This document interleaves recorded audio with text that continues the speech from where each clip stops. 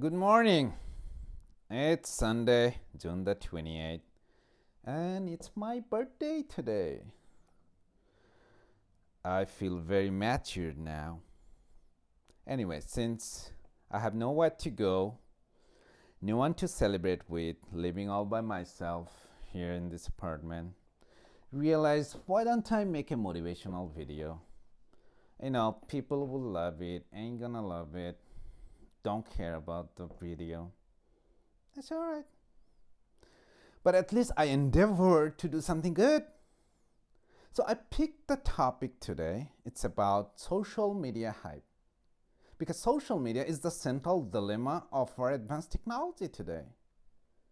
So here's my headline: social media is mindless, self-indulgent nonsense.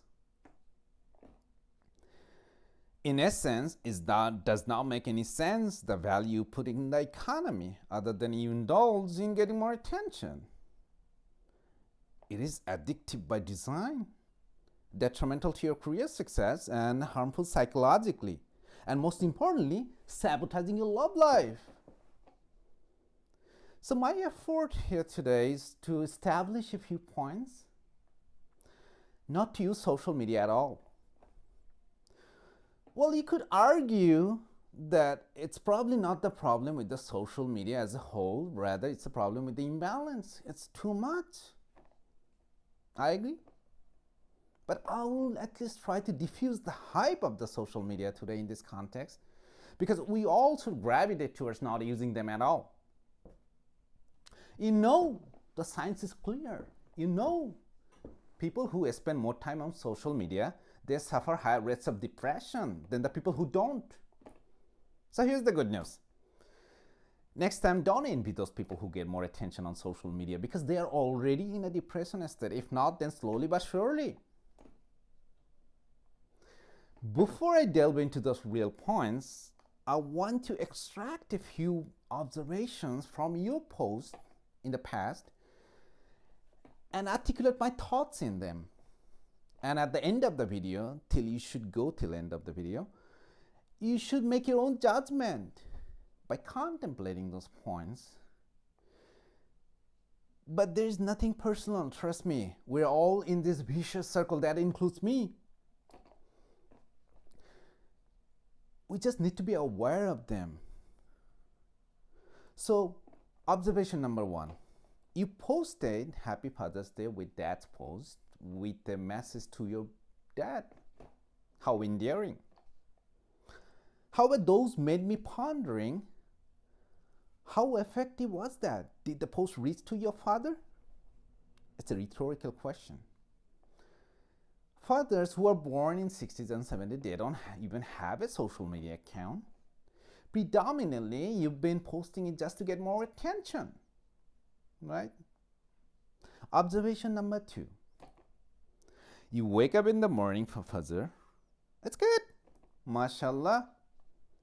But what's irony here is that instead of saying Alhamdulillah first thing in the morning, you go to social media account and then hashtag namaz.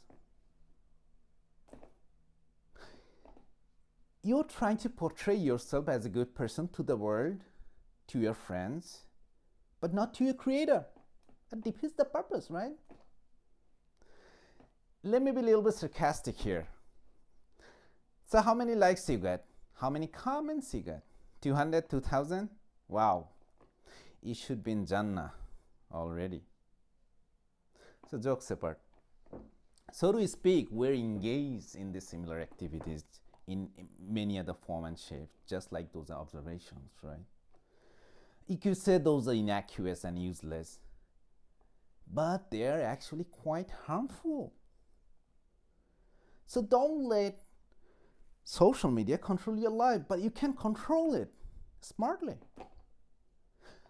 I'm not denying the fact that there is some goodness in social media. You should not deter someone from posting anything good that is motivational.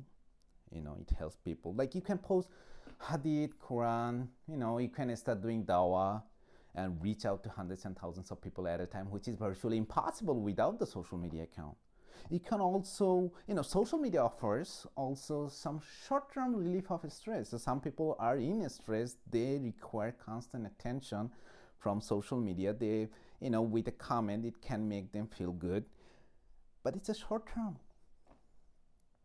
So besides the beneficial points, let's delve into the actual points that make your life miserable.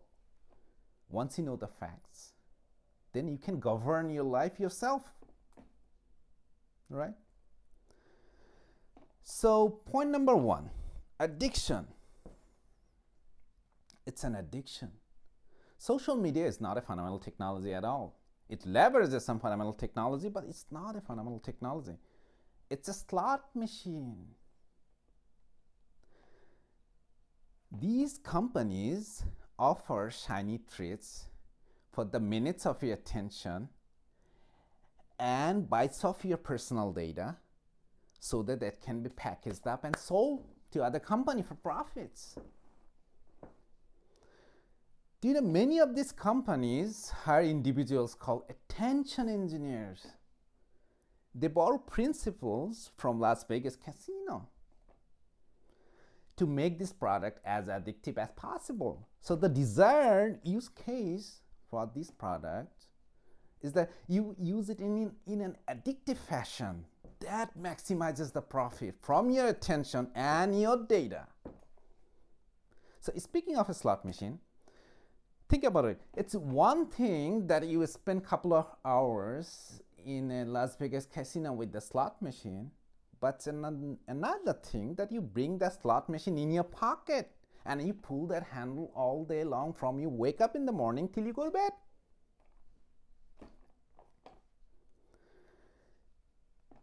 Your brain is not wired for it. It short circuits your brain. It has actual consequences. And one of them is you are in a background of constant anxiety. If you go to a health expert today, they will tell you that among the rise of ubiquitous smartphone use and social media use, there's an explosion of anxiety-related disorders among teenagers. So my next point is affecting your love life. But before I delve into the point, I need some caffeine. I'll be right back.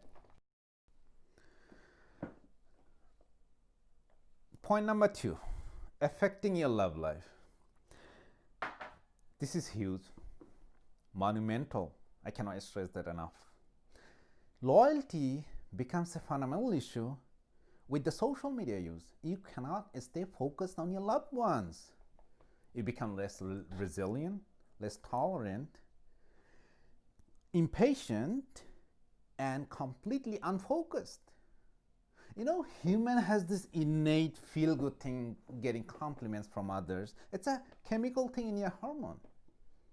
For example, when you post a picture online, which is virtually you, but it hides the real you under many layers of edits and filters, not to mention the makeup part, you keep getting compliments, increasingly keep getting followers, and you become popular.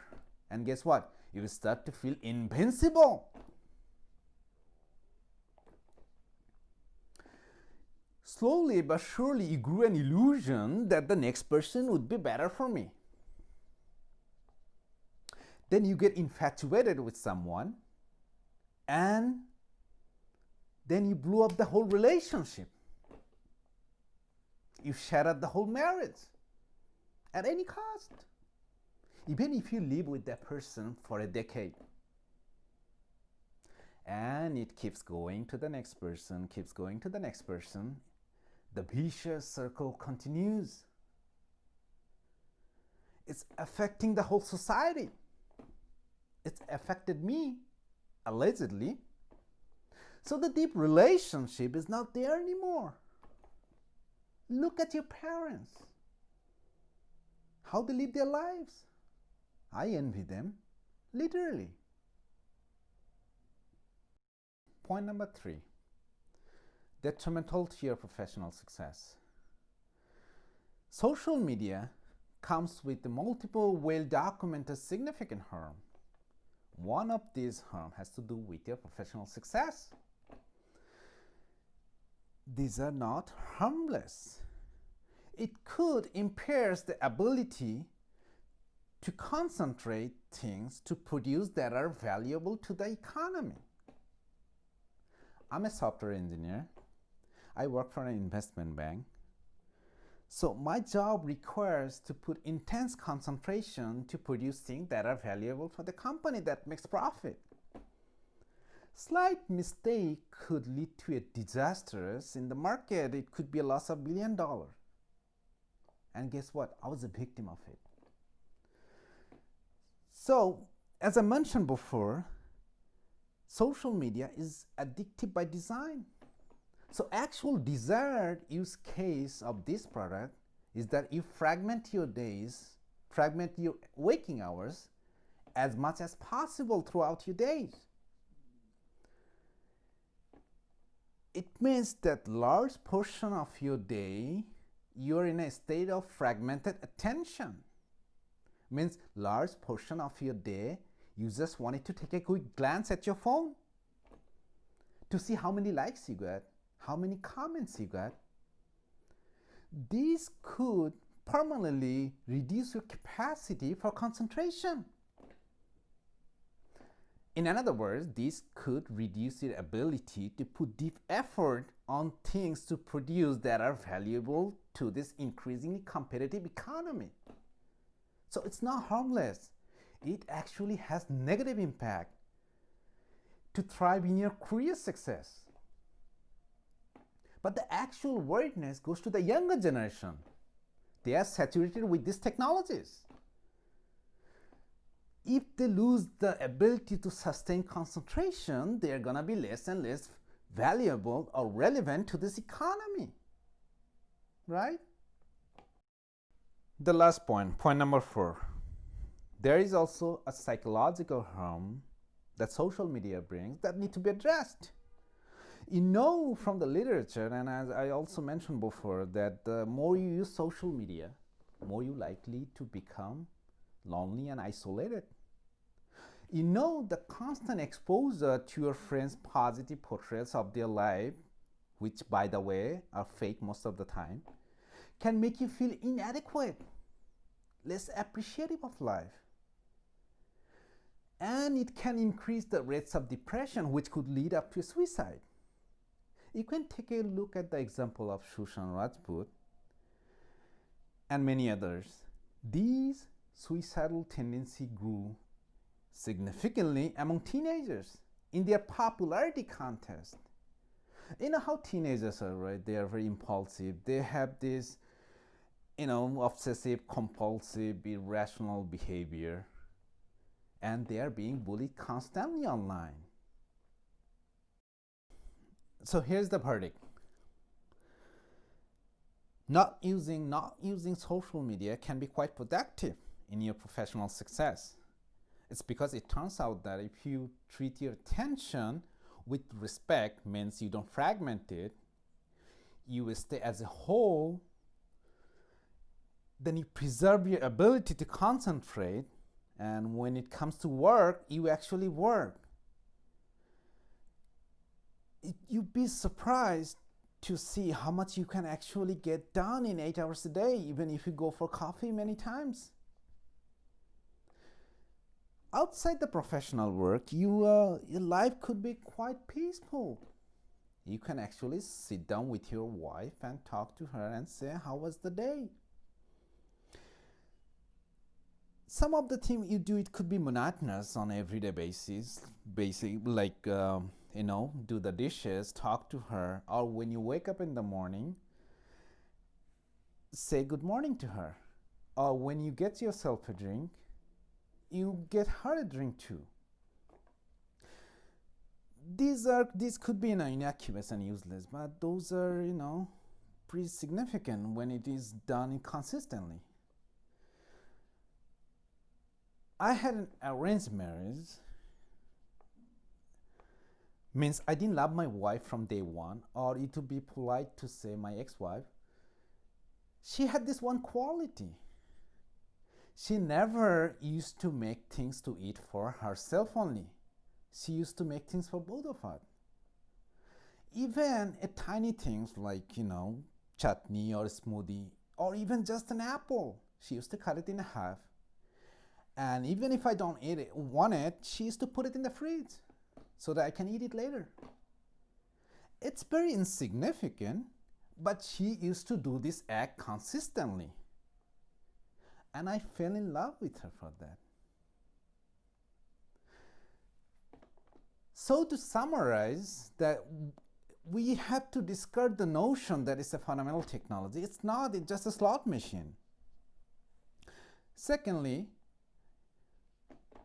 we have to discard the notion that you're not going to get a job without it, but you could lose a job eventually if you are not focused and you don't have intense concentration on things. And please don't put your problem on social media, because 50% of the people don't even care. And another 50%, they are happy because you have them. And second, please don't get married to a popular person in social media, because your life would be miserable. So, social media, it's mindless, self-indulgent nonsense. Thank you for listening.